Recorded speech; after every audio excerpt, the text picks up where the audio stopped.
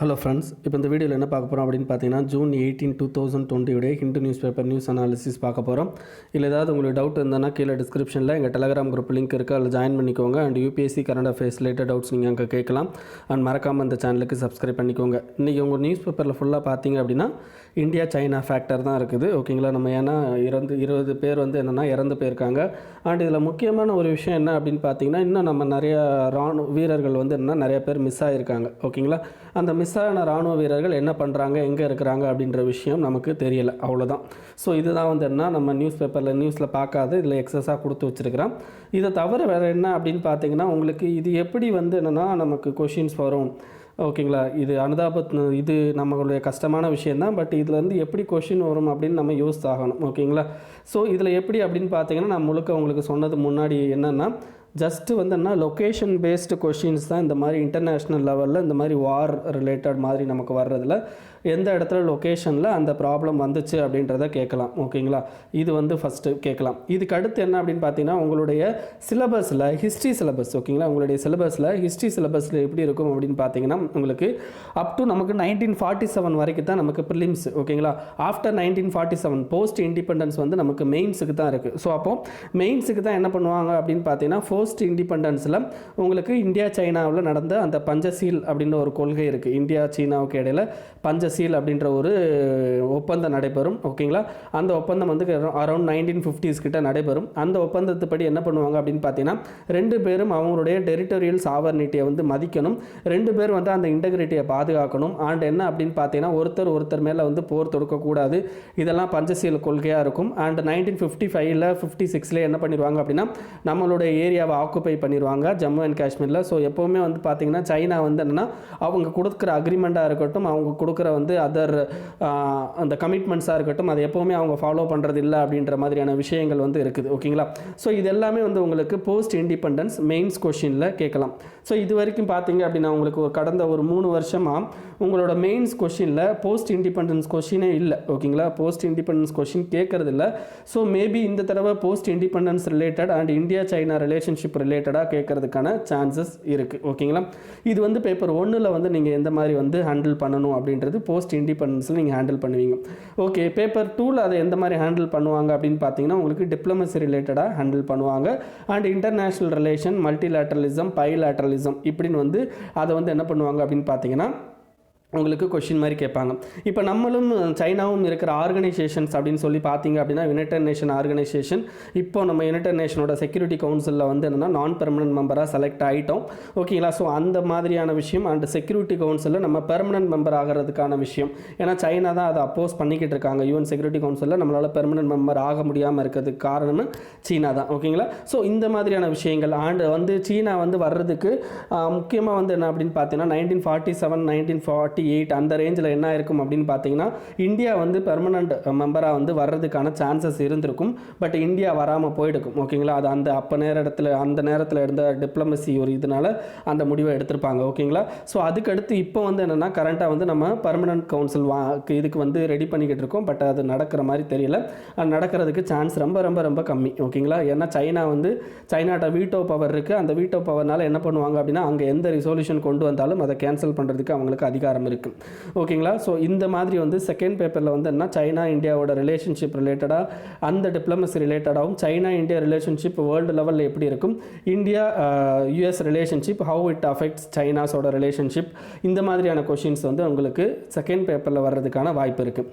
சரி, இது பேப்பர் 3ல் வந்து போகும்போது என்ன ஆகும் அப்படின்னு பார்த்தீங்கன்னா, ரெண்டு பேருக்கு ஏற்படல பார்டர் கிளாஷ்னால இப்போ நம்ம இந்தியாவில் என்ன ஆகிட்டு இருக்கு அப்படின்னு பார்த்தீங்கன்னா, சைனாவோட ப்ராடக்டை யூஸ் பண்ணக்கூடாது அப்படின்ற ஒரு லோக்கல் அஜெண்டா அப்படின்ற மாதிரியே சொல்லலாம். ஸோ அந்த மாதிரியான விஷயங்கள் வந்து இப்போ நம்ம ப்ராபகண்டா ஆகிக்கிட்டு இருக்கு. ஸோ அப்படி இருக்கிறப்ப நமக்கு என்ன ஆகும் அப்படின்னு பார்த்தீங்கன்னா, இந்தியா சைனாவுக்கான அந்த ட்ரேட் ரிலேட்டட் விஷயங்கள் பாதிக்கப்படும்.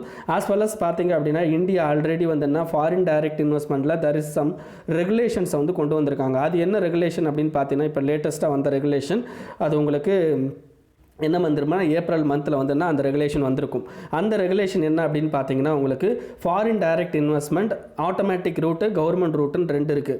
ஆட்டோமேட்டிக் ரூட்னா என்ன அர்த்தம் அப்படின்னா கவர்மெண்ட்டை கேட்காம வந்து என்ன பண்ணலாம் அப்படின்னா அவங்க இன்வெஸ்ட் பண்ணிவிட்டு ஆர்பிஐட்ட வந்து ஒரு இன்ஃபர்மேஷன் கொடுத்தா போதும். That is called automatic route. ஓகேங்களா. கவர்மெண்ட் ரூட் அப்படின்னா கண்டிப்பாக கவர்மெண்ட்டை பெர்மிஷன் வாங்கிட்டு தான் என்ன பண்ணால் நம்ம கண்ட்ரியில் வந்து ஃபாரின் டைரக்ட் இன்வெஸ்ட் பண்ண முடியும். ஓகேங்களா. ஸோ இந்த மாதிரி 2 ரூட் இருக்குது. ஸோ இப்போ என்ன பண்ணியிருக்காங்கன்னா நம்ம கவர்மெண்ட் ஃபாரின் டைரக்ட் இன்வெஸ்ட்மெண்ட்டில் புது ரூல்ஸ் கொண்டு வந்திருக்காங்க. பிகாஸ் ஆஃப் திஸ் பேண்டமிக் என்ன ஆகுது அப்படின்னு பார்த்தீங்கன்னா இந்த சைனா மாதிரியான கண்ட்ரி இந்த பேண்டமிக் சுச்சுவேஷனை யூஸ் பண்ணி இந்தியாவில் நிறைய கம்பெனி வந்து திவாலாகிற நிலைமையில் இருக்குது. அந்த திவாலாகிற கம்பெனிலாம் சைனீஸ்காரை வந்து என்ன பண்ணிக்கிட்டு இருக்காங்கன்னா ஆக்குபை பண்ணிக்கிட்டு இருக்கான். அதை தடுக்கிறதுக்காண்டி என்ன பண்ணியிருக்காங்க அப்படின்னா நம்ம கவர்மெண்ட் இனிமேலும் நம்மளுடைய பார்டரை ஷேர் பண்ணுற countries like Pakistan, China, Bangladesh, Nepal, Bhutan, Myanmar, so இந்த மாதிரி கண்ட்ரியிலேருந்து நமக்கு ஏதாவது ஒரு இன்வெஸ்ட்மெண்ட் வருது அப்படின்னா that comes under government root தானே தவிர ஆட்டோமேட்டிக் ரூட்டில். ஈவன் ஆட்டோமேட்டிக் ரூட்டில் பர்மிஷன் வந்து இதுக்கு முன்னாடி இப்போ ஏதோ ஒரு தோல் பதனிடும் தொழிற்சாலை அப்படின்னா அது ஆட்டோமேட்டிக் ரூட்லேயே உள்ளே வந்துடலாம். ஓகேங்களா. அப்படி ஆட்டோமேட்டிக் ரூட்டில் வந்து அது இருந்தாலும் கண்டிப்பாக இந்த பார்டர் ஷேர் பண்ணுற countries they have to come along, அதாவது என்னன்னு பார்த்தீங்கன்னா கவர்மெண்ட் ரூட்டில் தான் வரணும் அப்படின்ற மாதிரி நம்ம கொடுத்துருக்கோம். அப்போ இது எந்த அளவுக்கு வந்து எக்கனாமியை வந்து பாதிக்கும் அண்ட் எக்கனாமியில் என்ன மாதிரியான இம்பாக்டை கிரியேட் பண்ணும் ஆஸ் வெல் அஸ் பார்த்தீங்க அப்படின்னா WTOவில் ஒரு அக்ரிமெண்ட் இருக்குது. ஓகேங்களா. WTOவில் அக்ரிமெண்ட் இருக்குது. அது என்ன அக்ரிமெண்ட் அப்படின்னு பார்த்தீங்கன்னா இந்த most favoured nation, national product அப்படின்னு சொல்லிட்டு 2 விஷயம் இருக்குது. அப்படின்னா மோஸ்ட் ஃபேவர்ட் நேஷன் அப்படின்னா என்ன அர்த்தம் அப்படின்னா எல்லா நேஷனையும் வந்து நம்ம ஒரே மாதிரியாக நினைக்கணும். பட் என்ன பண்ணியிருக்கோம் அப்படின்னா இப்போ சைனா வந்து சைனாவோட ப்ராடக்ட்டை வந்து மேபி இந்த லோக்கல் அஜெண்டாவில் பண்ணுறதுக்கு ட்ரை பண்ணிக்கிட்டு இருக்கோம். ஆஸ் வெல் அஸ் பார்த்தீங்க அப்படின்னா நம்ம இந்த மாதிரி ஃபாரின் டைரக்ட் இன்வெஸ்ட்மெண்ட்டில் சில ரூல்ஸ் அண்ட் ரெகுலேஷன்ஸ் கொண்டு வந்திருக்கோம். அப்போ ஆட்டோமேட்டிக்காக இது என்ன ஆகும்னா WTOவில் நமக்கு வந்து கொண்டு போகிறதுக்கு நிப்பாட்டுறதுக்கு WTOவில் டிஸ்பியூட் ட்ரிபியூனலுக்கு வந்து நம்மளை கொண்டு போய் நிப்பாட்டுறதுக்கான சான்சஸ் வந்து அதிகமாக இருக்குது. ஸோ அந்த மாதிரி விஷயங்கள் வந்து உங்களுக்கு பேப்பர் 3ல் கேட்பாங்க. ஓகேங்களா. இது பேப்பர் 4ல் எத்திக்கலாக வந்து நீங்கள் அதை பண்ணணும் அப்படின்ற விஷயத்தில் ஸோ எத்திக்ஸை பொறுத்த வரைக்கும் உங்களுக்கு ஃபாரின் டிப்ளமசி ரிலேட்டடாக எத்திக்கல் விஷயங்கள் இருக்குது. ஸோ அது ரிலேட்டடாக வந்து உங்களுக்கு கொஷின் கேட்கறதுக்கு வாய்ப்பு இருக்குது. ஸோ இதுதான் ப்ரிலிம்ஸு உங்களுக்கு பேப்பர் 1, பேப்பர் 2, பேப்பர் 3, பேப்பர் 4ல் இதை டிஃப்ரெண்ட் ஆங்கிளில் வந்து நீங்கள் யோசித்தீங்கன்னா இந்த மாதிரி தான் உங்களுக்கு கொஷின்ஸ் வரும். ஓகேங்களா. ஸோ இதை தவிர வந்து என்ன அப்படின்னு பார்த்தீங்கன்னா உங்களுக்கு வேறு இதில் கொடுக்குற அந்த சின்ன சின்ன விஷயங்கள்லாம் தேவையா அப்படின்னு கேட்டால் தேவையில்லை. ஓகேங்களா. ஸோ கண்டிப்பாக நீங்கள் என்ன பண்ணணும் இதெல்லாம் தெரிஞ்சுக்கோங்க. பட் இதெல்லாம் வந்து சின்ன சின்ன விஷயங்கள் இதுக்குள்ளே இருக்கிற சின்ன சின்ன விஷயங்கள்லாம் உங்களுக்கு தேவையில்லை. இன்றைக்கி எடிட்டோரியல் பார்த்தீங்க அப்படின்னா first editorial is based on India சைனாவோட அந்த ரிலேஷன்ஷிப். அது என்ன அப்படின்னு பார்த்தீங்கன்னா நம்மளுடைய ஹிஸ்ட்ரி அவங்க கூட எப்படி இருந்துச்சு as well as stand off இப்போ என்ன மாதிரியான ஸ்டாண்ட் ஆஃப் பிரச்சனை போய்கிட்டு இருக்கு அண்ட் நம்மளுடைய பாலிசி ஒரு ரீரீடிங் அதை பற்றி பேசியிருக்காங்க. ஓகேங்களா. இதில் டோட்டலாக என்ன பண்ணியிருக்காங்க அப்படின்னு பார்த்தீங்கன்னா நம்மளுடைய ஃப்ரான்டியர்ஸ், அதாவது என்ன பார்த்தீங்கன்னா நம்மளுடைய எல்லை கோடுகளை பற்றி பேசியிருக்காங்க. நமக்கு எல்லை அப்படின்னாலே நமக்கு முக்கியமாக பிரச்சனையில் வர்றது அப்படின்னு பார்த்தீங்கன்னா பாகிஸ்தான், செகண்ட் என்ன அப்படின்னு பார்த்தீங்கன்னா நேபாள், தேர்ட் என்ன அப்படின்னு பார்த்தீங்கன்னா பூட்டான், அடுத்து 4th வந்து பங்களாதேஷ், 5th வந்து சைனா. ஸோ இந்த மாதிரி கண்ட்ரி 6th வந்து மியான்மர். இந்த மாதிரி கண்ட்ரிஸ்லாம் நம்மளோட பார்டரை ஷேர் பண்ணுற கண்ட்ரிஸ். இப்போ நமக்கு இருக்கிற பிரச்சனை அப்படின்னு பார்த்தீங்கன்னா உங்களுக்கு Pakistan, Nepal, Bhutan as well as பார்த்தீங்கன்னா சைனா. இந்த 4 கண்ட்ரியோட ஒரு பார்டர் சம் இஷ்யூஸ் வந்து போய்கிட்டு இருக்கு. ஸோ அதை பற்றின விஷயம் தான் இந்த கொஷின் இந்த பர்டிகுலர் இதில் கொடுத்துருக்காங்க. ஓகேங்களா. ஸோ இந்த பர்டிகுலர் விஷயத்தை பொறுத்த வரைக்கும் நமக்கும் சைனாவுக்குமான பர்டிகுலர் ரிலேஷன், நமக்கும் சைனாவுக்குமான ரிலேஷன் எங்கே தொடங்குது அப்படின்னு பார்த்தீங்கன்னா 1950s நம்ம 2 பேரும் பஞ்சசீல் கொள்கை அப்படின்னு சொல்லிட்டு ஒரு இதை பண்ணுவோம். பட் 1956லேயே வந்து என்ன 59ல என்ன பண்ணிடுவோம் 54ல என்ன பண்ணிடுவாங்க அப்படின்னா நம்ம மேலே போர் தொடுத்து இப்போ அந்த லைன் ஆஃப் ஆக்சுவல் கண்ட்ரோல் இந்த கல்வான் வேலி இதெல்லாம் பிரச்சனை நடந்துக்கிட்டு இருக்கு பார்த்தீங்களா. அந்த ஏரியாவெல்லாம் ஆக்குபை பண்ணது என்னன்னு பார்த்தீங்கன்னா 1954. அதுவும் இந்த பஞ்சசீல் கொள்கையை உருவாக்குனதுக்கு பின்னாடி தான். ஓகேங்களா. அப்போலேருந்து நம்மளுடைய ஹோஸ்டலிட்டி அப்படின்றது அவங்ககிட்ட இருந்துக்கிட்டே தான் இருக்குது. இதுக்கு அடுத்து என்ன அப்படின்னு பார்த்தீங்கன்னா ஈவன் வி ஆர் க்ளோஸ், நம்ம என்ன பண்ணியிருக்கோம் அப்படின்னு பார்த்தீங்கன்னா அவங்களோட நிறைய இன்ஸ்டியூஷனில் வந்து க்ளோஸ் ரிலேஷன்ஷிப்பில் இருக்கும். அப்படி இருந்தாலும் என்ன ஆகுது அப்படின்னு பார்த்தீங்கன்னா அந்த ரிலேஷன்ஷிப் இஸ் நாட் அது வந்து ட்ரஸ்டபிள் ரிலேஷன்ஷிப் அப்படின்றது இல்லை அப்படின்றத இதில் சொல்லியிருக்காங்க. ஸோ இதை தவிர என்ன பார்டர் அப்படின்னு பார்த்தீங்கன்னா நேபாள் அண்டு பூட்டான் பார்டர். இப்போ நேபாள் பூட்டான் பார்டர் அப்படின்னு எடுத்துக்கிட்டாலே உங்களுக்கு நேபாளோட இதுன்னு பார்த்தீங்கன்னா நேபாளும் நம்மளும் close relation friendship organisation friendship agreement அவங்களுக்கும் நமக்கு இருக்குது. பட் இருந்தாலும் இப்போ பர்டிகுலராக ஏற்பட்டிருக்கிற இந்த அது என்னது பார்த்தீங்க அப்படின்னா உங்களுக்கு அந்த அதாவது கைலாஸ் மானசரோவர் போகிற அந்த பாஸ் வழியாக லெப்பு லேக் பாஸ் வழியாக நமக்கும் அவங்களுக்கும் வந்து பிரச்சனைகள் போய்கிட்டு இருக்கு இப்போ கரண்ட்டாக. ஓகேங்களா.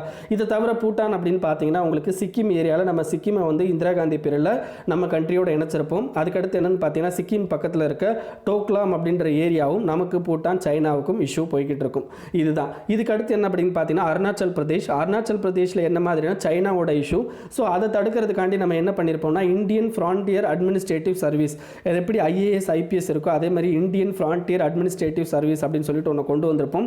அரௌண்ட் 1950s கொண்டு வந்திருப்போம். அதுக்கடுத்து என்ன பண்ணியிருப்போம் அப்படின்னு பார்த்தீங்கன்னா கிட்டத்தட்ட 1968 இந்த ஒரு சர்வீஸ் போஸ்ட்டே நம்ம கேன்சல் பண்ணிவிட்டு அதுக்கு பழுது அதை யார்கிட்ட கொடுத்துருவோம்னா Indian army time border road organisation கொடுத்துரும்.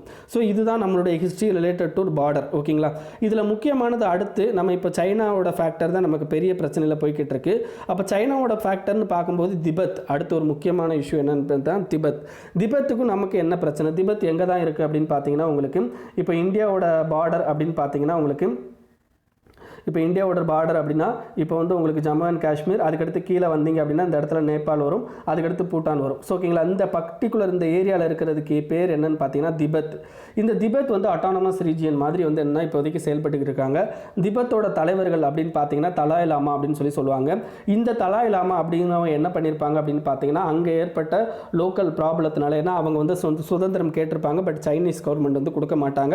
ஸோ அதில் ஏற்பட்ட பிரச்சனைனால இவர் வந்து அந்த நாட்டை விட்டு நம்ம கண்ட்ரிக்கு வந்து அடைக்கலம் கேட்டு வருவார். நம்ம அவருக்கு அடைக்கலம் கொடுத்துருவோம். இப்போ அடைக்கலம் அவருக்கு நம்ம தான் கொடுத்துக்கிட்டு இருக்கோம். பல லட்சக்கணக்கான திபெத்தியர்களுக்கு வந்து நம்ம அடைக்கலம் கொடுத்துக்கிட்டு இருக்கோம். ஓகேங்களா. இதுவும் வந்து அவங்களுக்கும் நமக்கு இடையில கன்டென்ஷன் வர்றதுக்கான முக்கியமான ரீசன். சரி, இப்போ தலாயலாமா அப்படிங்கிறவர் இறந்து போயிட்டார் அப்படின்னா அவருக்கு அடுத்து யார் வருவாங்க அப்படின்னு பார்த்தீங்கன்னா கர்மாப்பா லாமா அப்படின்னு சொல்லிட்டு தலாயலாமா பழுது கர்மாப்பா லாமா அப்படின்றவர் ஒருத்தர் வருவார். ஸோ இவருக்கு வந்து என்னன்னா இவருக்கு அடுத்து யார் சக்சஸர், இப்போ ஒவ்வொரு சக்சஸருக்கும் நம்ம என்ன பண்ணிக்கிட்டு இருக்கணும் அப்படின்னு பார்த்தீங்கன்னா நம்ம வந்து கொடுத்துக்கிட்டே இருக்கும்போது ஆட்டோமேட்டிக்காக என்ன ஆகும் அப்படின்னு பார்த்தீங்கன்னா நமக்கும் சைனாவுக்குமான அந்த ரிலேஷன்ஷிப் அப்படின்றது அஃபெக்ட் ஆகிறதுக்கு வாய்ப்பு இருக்குது. இதுக்கு அடுத்து ஜம்மு அண்ட் காஷ்மீரோட ஃபேக்டர் பார்த்தோம் அப்படின்னா நம்ம ரொம்ப ஃபீல் பண்ணோம் அப்படின்னு பார்த்தீங்கன்னா இப்போ ஜம்மு அண்ட் காஷ்மீரை வந்து ரெண்டாக பிரித்து லடாக் அண்ட் ஜம்மு அண்ட் காஷ்மீராக பிரித்ததுக்கப்புறம் நமக்கு யார்கிட்ட இருந்து மிகப்பெரிய லெவலில் பிரச்சனை வரும் அப்படின்னு சொல்லி எதிர்பார்த்தோம் அப்படின்னா பாகிஸ்தான்கிட்ட இருந்து தான் அதிகமாக பிரச்சனை வரும்னு எதிர்பார்த்தோம். ஸோ அதனால் சைனாவோட பார்டரை பற்றி நம்ம பெருசாக எடுத்துக்கல.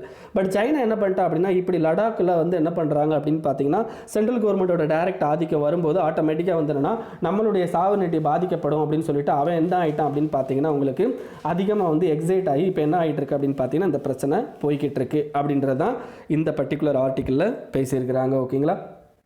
ஸோ இதுக்கு அடுத்து என்ன அப்படின்னு பார்த்தீங்கன்னா prescription of equitable and effective care. இது எதை பற்றி பேசுகிறாங்க அப்படின்னு பார்த்தீங்கன்னா உங்களுக்கு மெடிக்கல், அதுவும் இந்த பர்டிகுலர் கோவிட்-19 பற்றி தான் பேசுகிறாங்க. ஓகேங்களா. ஸோ நான் ஆல்ரெடி சொல்லியிருக்கேன் கோவிட்-19 ரிலேட்டடாக வந்து உங்களுக்கு மிகப்பெரிய லெவலில் கொஷின்ஸ் வந்து வர்றதுக்கு ஒரு கொஷினோ 2 கொஷினோ வரும். ஸோ அதுக்காண்டி நம்ம உட்காந்து எல்லாத்தையுமே வந்து கோவிட்-19 படிச்சுக்கிட்டு இருக்க முடியாது. ஓகேங்களா. ஸோ இப்போ பர்டிகுலராக வந்து என்னென்னா பிரைமரி ஹெல்த் கேர் அப்படிங்கிறது மிகப்பெரிய லெவலில் பாதிக்கப்பட்டிருக்காங்க. ஏன்னா நம்ம பர்டிகுலராக இந்த கோவிட்-19 இஷ்யூவை தான் எல்லாருமே ஃபோக்கஸ் பண்ணுறாங்க. அதனால் ஈவன் ஹாஸ்பிட்டலுக்கு பிரைமரி கேருக்காண்டி வரக்கூடியவங்களே நம்ம என்ன பண்ணிக்கிட்டு இருக்கோம் அப்படின்னா ரிஜெக்ட் பண்ணி அனுப்பிக்கிட்டு இருக்கோம். அப்படி அனுப்புறது மூலமாக என்ன ஆகுது அப்படின்னு பார்த்தீங்கன்னா ஆட்டோமேட்டிக்காக இட் இஸ் மவுண்டிங், அதாவது ப்ராப்ளத்தை வந்து என்னென்னா இன்க்ரீஸ் பண்ணிக்கிட்டே போகிறதுக்கான சான்சஸ் வந்து அதிகமாக இருக்குது அப்படின்றதும். ஏன்னா இப்போ தமிழ்நாடு இருக்கையிலே இந்தியாவிலே பார்த்தீங்கன்னா ஹையஸ்ட் ஹெல்த் கேர் அப்படின்றது தமிழ்நாட்டில் தான் இருக்குது. ஓகேங்களா. அப்படி ஹையஸ்ட் ஹெல்த் கேர் தமிழ்நாட்டில் இருக்கிற அந்த ஸ்டேட்லேயே என்ன ஆகிருக்கு அப்படின்னு பார்த்தீங்கன்னா அதிகமான இந்த கோவிட்-19 பரவல்னால நிறைய பேர் இறந்துருக்காங்க. ஸோ அப்படி இருக்கிற பட்சத்தில் நம்ம என்ன பண்ணணும் அப்படின்னு பார்த்தீங்கன்னா மற்ற இடத்துல வந்து என்னன்னா இதை விட மோசமான நிலைமையில ஹெல்த் கேர் சிஸ்டம் அப்படின்றது இருக்கு. அப்போ அந்த இடத்துலலாம் எஃபெக்டிவ் பிரைமரி ஹெல்த் கேர் அப்படிங்கிறது ரொம்ப ரொம்ப இம்பார்ட்டன்ட் அப்படின்றத பற்றியும் இங்கே பேசியிருக்கிறாங்க. ஓகேங்களா. ஸோ இதுதான். ஸோ இந்த பர்டிகுலர் இதில் வந்து என்னன்னு பார்த்தீங்கன்னா கல்வான் வேலியை பற்றி தான் பேசியிருக்காங்க. நம்ம அடிக்கடி நிறைய பேசியாச்சு. Next multilateralism in post Covid. Post Covid என்ன தான் அப்படி சேஞ்சஸ் வரும் அப்படின்னு பார்த்தீங்கன்னா உங்களுக்கு முக்கியமான ஃபேக்டர் பார்த்தீங்கன்னா யூஎஸ் அண்ட் சைனா ஃபேக்டர். இப்போ யூஎஸ் ஃபேக்டர் என்ன அப்படின்னு பார்த்தீங்கன்னா யூஎஸ் வந்து முக்கியமாக இருக்கிற மல்டிலேட்டரலிசம்னாலே உங்களுக்கு முக்கியமாக நீங்கள் யோசிக்க வேண்டியது என்ன அப்படின்னு பார்த்தீங்கன்னா மல்டிலேட்டரல் ஆர்கனைசேஷன். சரி, மல்டிலேட்டரல் ஆர்கனைசேஷன்னா என்ன? இப்போ யுனைடெட் நேஷனில் கிட்டத்தட்ட 190 கண்ட்ரிஸ் கிட்ட இருக்காங்க. யுனெஸ்கோ, WHO, ஓகேங்களா, WTO, IMF, இதெல்லாம் வேர்ல்டு பேங்க், இதெல்லாம் இதெல்லாம் பார்த்தீங்கன்னா இதெல்லாம் மல்டிலேட்ரல் ஆர்கனைசேஷன் அப்படின்னு சொல்லுவாங்க. எப்படின்னா ரெண்டுக்கும் மேற்பட்ட என்ன பண்ணுவாங்க அப்படின்னு பார்த்தீங்கன்னா நாடுகள் வந்து அதில் மெம்பர்ஸாக இருக்கிறது மல்டிலேட்ரலிசம் அப்படிம்பாங்க. சரி, இந்த பர்டிகுலர் மல்டிலேட்ரலிசம் ஓகேங்களா, இந்த பர்டிகுலர் மல்டிலேட்ரலிசம் அப்படிங்கிறது எப்படி இருந்துச்சு அப்படின்னு பார்த்தீங்கன்னா உங்களுக்கு இதுக்கு முன்னாடி பிஃபோர் COVID-19 முன்னாடி வரைக்கும் நமக்கு யூஎஸோட ஆதிக்கம் அப்படின்றது அதிகமாக இருந்துச்சு. இந்த நேம் ஆஃப் ஃபண்ட் ப்ரொவைட் பண்ணுறதா இருந்தாலும் சரி, பர்சன்ஸை ப்ரொவைட் பண்ணுறதா இருந்தாலும் சரி, யார் அதிகமான லெவலில் வந்து என்னென்னா உங்களுக்கு வந்து ஆக்குபை பண்ணியிருந்தாங்க அப்படின்னா உங்களுக்கு யூஎஸ் தான். ஆஃப்டர் COVID-19 இப்போ என்ன பிரச்சனை ஆகுது அப்படின்னு பார்த்தீங்கன்னா உங்களுக்கு எல்லா இடத்துல இருந்துமே என்ன ஆகுறாங்க அப்படின்னா யூஎஸ் வந்து தன்னோட இதை வந்து விலக்கிக்கிறாங்க. ஓகேங்களா, என்ன இப்போ என்னென்ன இடம் அப்படின்னு பார்த்தீங்கன்னா WTOவில் பிரச்சனை வந்துருச்சு, யுனெஸ்கோவில் வந்து விலகிறேன்னு சொல்லிட்டாங்க, WHO இருந்து விலகிறேன்னு சொல்லிட்டாங்க. ஓகேங்களா, ஸோ இந்த மாதிரி எல்லா விஷயத்துலேருந்தும் அவங்க விலகும் போது ஆட்டோமேட்டிக்காக அங்கே upper hand next to America அப்படின்னு பார்த்தீங்கன்னா உங்களுக்கு சைனா. கிட்டத்தட்ட யுனைடெட் நேஷனில் 10% ஆஃப் ஃபண்ட் யார் கொடுக்குறாங்க அப்படின்னா ஓவரால் ஃபண்டில் 10% ஆஃப் ஃபண்ட் யார் கொடுக்குறாங்க அப்படின்னு பார்த்தீங்கன்னா சைனா கொடுக்குறாங்க. அப்போ இந்த 10% ஆஃப் ஃபண்ட் கொடுக்குறானே தவிர அவன் வந்து அதுக்கு ஏற்றாப்புல ஒரு பர்சன்ஸை வந்து அலோகேட் பண்ணுறது, யுனைடெட் நேஷன் பீஸ் மிஷனுக்கு வந்து நிறையா வந்து ராணுவ வீரர்கள் கொடுக்குறது, இந்த மாதிரியான விஷயங்கள் அவன் பண்ணுறதில்ல. ஃபண்ட் அலோகேஷன் மட்டும் அவன் பண்ணிக்கிட்டு இருக்கான். அப்போ இவன் எந்த அளவுக்கு வந்து அகைன் இந்த மல்டிலேட்ரல் இன்ஸ்டிடியூஷனை வந்து ரன்னிங்கில் எடுத்துகிட்டு போவான் அப்படிங்கிறது கொஸ்டின் மார்க் அப்படின்னு சொல்கிறாங்க. ஓகேங்களா, அப்போ என்னன்னா there is no binary choices அப்படின்னா என்ன அர்த்தம் அப்படின்னா இவனுக்கு அடுத்து இவன், அதாவது யூஎஸ்க்கு அடுத்து சைனா, அந்த மாதிரியான பைனரி சாய்ஸஸ் நமக்கு கிடையாது. we need to get a multilateral choice. ஓகேங்களா, மல்டிலேட்ரல் சாய்ஸ் அப்படிங்கிறது எல்லாருமே நம்மளுடைய எல்லா கண்ட்ரியுமே வந்து என்ன பண்ணணும் அப்படின்னு பார்த்தீங்கன்னா நமக்கு அங்கே இது பண்ணணும், அதாவது என்னென்னு பார்த்தீங்கன்னா கொண்டு வரணும் அப்படின்னு சொல்லி இதுக்கு நம்ம கண்ட்ரியில் வந்து வாசுதேவ குடும்பகம் அப்படின்னு சொல்லிட்டு ஒரு இது இருக்குது. இந்த இது எப்படின்னு பார்த்தீங்கன்னா மல்டிலேட்டரிசம் வந்து இம்ப்ரூவ் பண்ணுறதுக்காண்டி நம்ம கவர்மெண்ட் நம்ம இதில் கொண்டு வந்தது தான் இந்த வாசுதேவ் குடும்பகம் அப்படின்றது சொல்கிறது. ஓகேங்களா, இந்த பர்டிகுலர் விஷயத்தை உங்களுக்கு போஸ்ட் இண்டிபெண்டன்ஸ் பீரியட் கொஸ்டின்ஸ் கேட்கறதுக்கான சான்சஸும் இருக்குது. ஓகேங்களா, பார்த்துக்கோங்க. நெக்ஸ்ட் வந்து என்ன அப்படின்னு பார்த்தீங்கன்னா மெட்டர்னல் ஹெல்த் மேட்டர். ஓகேங்களா, இதில் என்ன அப்படின்னு பேசுகிறாங்க அப்படின்னா நம்மளுடைய மெட்டர்னிட்டி ஹெல்த் கேரை பற்றி பேசுகிறாங்க. இப்போ நம்மளுடைய மெட்டர்னிட்டி ஹெல்த் கேர் அப்படிங்கிறது எப்படி இருந்துச்சு அப்படின்னு பார்த்தீங்கன்னா 2011-13 1 லட்சம் லைவ் பர்த்துக்கு கிட்டத்தட்ட 167 பேர் இறந்துக்கிட்டு இருந்தாங்க, ஒரு பெண்கள் வந்து இறந்துக்கிட்டு இருந்தாங்க. அதை நம்ம எவ்வளவோ வந்து நிறைய வந்து இம்ப்ரூவ்மெண்ட்ஸ் கொண்டு வந்து அதை எப்படி கொண்டு வந்திருப்போம் அப்படின்னு பார்த்தீங்கன்னா 2017 1 லட்சம் லைவ் பர்த்துனா குழந்தைகள் பிறக்குது பார்த்தீங்களா, அந்த 1 லட்சம் லைவ் பர்த்துக்கு 122 டெத்தாக பெண்களுடைய டெத் வந்து 122 டெத்தாக நம்ம என்ன பண்ணியிருப்போம் அப்படின்னா கம்மி பண்ணியிருப்போம். ஸோ இந்த அளவுக்கு கம்மி பண்ணுறதுக்கு முக்கியமான ரீசன் அப்படின்னா we have a various maternal mortality ரிலேட்டடான நியூட்ரிஷனல் எஃபெக்ட் ரிலேட்டட். ஓகேங்களா, நியூட்ரிஷனல் மிஷன், போஷான் அபியான், ஓகேங்களா, பேட்டி பத்தோ, ஜனனி சுரக்ஷா யோஜனா, மத்ரித்வா அபியான் யோஜனா அப்படின்னு சொல்லிட்டு ஒவ்வொரு யோஜனாவும் வந்து ஈவன் நமக்கு இன்னும் நிறைய யோஜனாஸ் வந்து இருக்குது. ஓகேங்களா, ஈவன் ஸ்டேட் லெவல் யோஜனாஸ் வந்து நிறையா இருக்குது. ஸோ இவ்வளோ யோஜனாஸை வந்து நம்ம இது பண்ணி நம்ம என்ன பண்ணியிருக்கோம் அப்படின்னு பார்த்தீங்கன்னா இந்த பர்டிகுலர் மெட்டர்னல் மோர்டாலிட்டி ரேட்டை வந்து ரெடியூஸ் பண்ணியிருக்கோம். பட் இப்போ கரண்ட்டாக என்ன ஆகிட்டு இருக்கு அப்படின்னு பார்த்தீங்கன்னா COVID-19 பீரியடில் இந்த ப்ரெக்னென்ட் உமனுக்கு தேவையான அந்த பிரைமரி ஹெல்த் கேராக இருக்கட்டும் அண்ட் அவங்கள வந்து அட்மிட் பண்ணுற விஷயமா இருக்கட்டும் அதில் வந்து எந்த ஹாஸ்பிட்டல்ஸும் வந்து முன்னிப்பாக கவனிக்கிறது இல்லை அப்படின்னு சொல்கிறாங்க. இது என்ன அப்படின்னு பார்த்தீங்கன்னா உங்களுக்கு எக்ஸாம்பிளுக்கு இப்போ லேட்டஸ்ட்டாக நீங்கள் எல்லாரும் கேள்விப்பட்டிருப்பீங்க, டெல்லியில் வந்து என்ன பண்ணியிருப்பாங்க அப்படின்னா ஒரு பெண் பிரசவத்துக்காண்டி கிட்டத்தட்ட ஒரு 7-6 ஹாஸ்பிட்டல் போயிருப்பாங்க. அதில் ஈவன் கவர்மெண்ட் ஹாஸ்பிட்டல்ஸுக்கும் போயிருப்பாங்க. அங்கே யாருமே அட்மிட் பண்ண மாட்டேன் அப்படின்னு சொல்லியிருப்பாங்க. அப்படி அட்மிட் பண்ணாதனால அந்த பெண்ணும் அந்த குழந்தையும் இறந்து போயிருப்பாங்க. ஓகேங்களா, ஸோ இந்த மாதிரி நிறைய இடங்கள் வந்து ஈவன் டெல்லியிலே நடக்குது. ஓகேங்களா, அப்போ தெரிஞ்சுக்கோங்க டெல்லியிலே இந்த கேஸ் இப்படி நடக்குது அப்படின்னா ரூரலில் இருக்கிற நூக் அண்ட் கார்னரில் இருக்கிற ஒரு ஏரியாவில் எந்த மாதிரி நடக்கிறதுக்கான சான்சஸ் வந்து அதிகமாக இருக்கும் அப்படின்னு சொல்லி யோசிங்க. ஸோ இந்த மாதிரி விஷயங்கள்லாம் நமக்கு மெட்டர்னிட்டி ஹெல்த் கேர் அப்படின்றது மிகப்பெரிய லெவலில் பாதிப்பை கொண்டு வந்திருக்கு அப்படின்றதான் இந்த ஆர்டிக்கலில் பேசியிருக்கிறாங்க. ஓகேங்களா, ஸோ நெக்ஸ்ட் என்ன அப்படின்னு பார்த்தீங்கன்னா உங்களுக்கு அடுத்ததுலேயே வந்து சைனா ஃபேக்டர் ஃபுல்லாக இந்த லோக்கல் ஃபேக்டர். அடுத்ததில் பார்த்தீங்க அப்படின்னா சைனா ஃபேக்டர் தான் வந்து என்ன கொடுத்துருக்காங்க, சைனீஸ் ரிலேட்டடான விஷயங்கள் தான் நமக்கு கொடுத்துருக்காங்க. நெக்ஸ்ட் வந்து என்னென்னு பார்த்தீங்கன்னா ஊகன் ஸ்பிரிட்டை பற்றி பேசுகிறாங்க.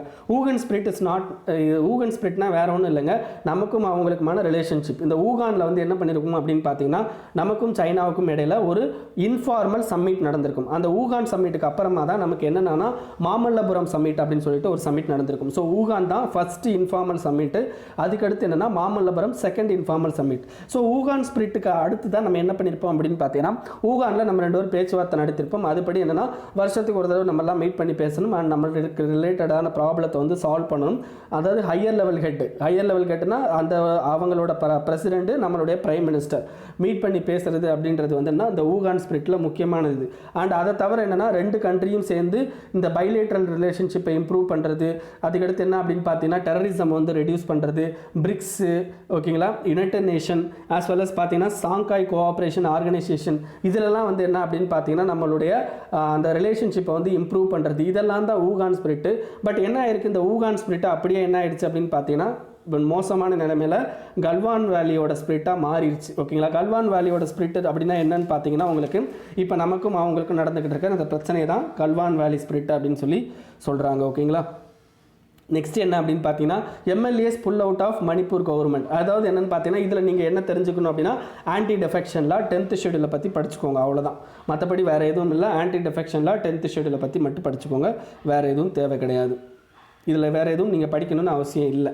ஓகேங்களா, அதுக்கடுத்து பிஎம் கேர் ஃபண்டை பற்றி பேசியிருக்காங்க. இதில் எதுவும் அதை பற்றின எக்ஸ்ப்ளனேஷன் எதுவும் இல்லை. ஓகேங்களா, ஜஸ்ட் பிஎம் கேர் ஃபண்டை பற்றி கேட்டிருக்கிறாங்க, மற்றபடி எதுவும் இல்லை.